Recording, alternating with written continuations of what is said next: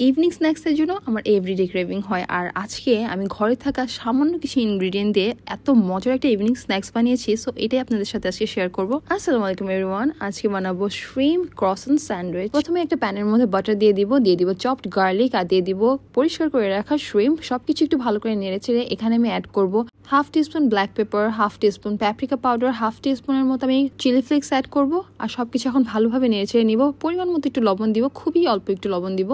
চিংড়ি মাছ ভাজতে কিন্তু 2-3 মিনিটের বেশি সময় লাগে না। সো অলরেডি আমার ভাজা শেষ, এখন আমি একটা বাটিতে উঠিয়ে নিলাম। স্যান্ডউইচের জন্য একটা সালাদ বানাবো, আপনারা কোলস্লোও বলতে পারেন। সো এখানে আমি গাজর নিয়েছি বাঁধাকপি, আর নিয়েছি একটা পেঁয়াজ আর 2টা কাঁচামরিচ। বাঁধাকপিটাকে আমি একটু লম্বা লম্বা করে কেটে নিয়েছি, আর এখানে গাজরটা আর পেঁয়াজটা আমি ভালো করে শ্রেড করে নিব। আমি একটু ঝালঝাল করার জন্য 2টা কাঁচামরিচ নিয়েছি, আপনার কাঁচামরিচটা চাইলে অ্যাভয়েডও করতে পারেন। আর এখানে আমি ইন্ডালজ থেকে 2টা ক্রসন নিয়ে এসেছিলাম, সো ওইটাও আমি বের করে নিলাম, যদিও ক্রসনটা আমার হাতে চাপ লেগে এক চ্যাপটা হয়ে গিয়েছে। তো এখানে আমি সালাডটা রেডি করার জন্য 2 টেবিল চামচের মতো মেয়োনিজ দিয়ে নিব, আর 1 টেবিল চামচের মতো আমি এখানে সুইট চিলি সসটা অ্যাড করবো, আর 1 টেবিল চামচের মতো আমি সিরাচো সসটা অ্যাড করবো। সামান্য পরিমাণে একটু লেবুর রসও অ্যাড করবো, আর অ্যাড করবো পরিমাণ মতো লবণ। আপনারা চাইলে চিনিও অ্যাড করতে পারেন, আমি অ্যাড করবো না কারণ আমি অলরেডি সুইট চিলি সসটা অ্যাড করেছি। বাস সবকিছু এখন ভালো করে মেখে নিব। সো ফাইনালি এখন স্যান্ডউইচটা বানাবো। ক্রসনটাকে আমি মাঝখান থেকে কেটে নিয়েছিলাম, তারপরে এখানে আমি লেটাস দিয়ে অ্যাসেম্বল করবো। আমি এখানে একটু বেশি পরিমাণে লেটাসটা অ্যাড করবো, কারণ এত ফ্রেশ লেটাস এনেছিলাম, একদিন পরেই দেখা যায় লেটাস নষ্ট হয়ে যায়। সো আমি একটু বেশি বেশি করে অ্যাড করে দিলাম।